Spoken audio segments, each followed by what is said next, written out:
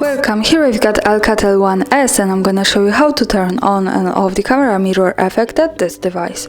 So at first we have to tap on the camera button here to open it, and as you can see for now we are in the standard photo mode with the back camera. So to get access to the mirror effect we have to change it to the front, and we can do it by using this button here in the right corner. So hi again. Now let's go to more advanced options. We can do it by just simply sliding to the right. Here we are in the camera settings. From here let's slide a little bit down to the end, and here we have the mirror reflection. So by using this button we can turn it on and turn it off like that. This is how it works here. And that's all, thanks for watching, subscribe our channel and leave the thumbs up.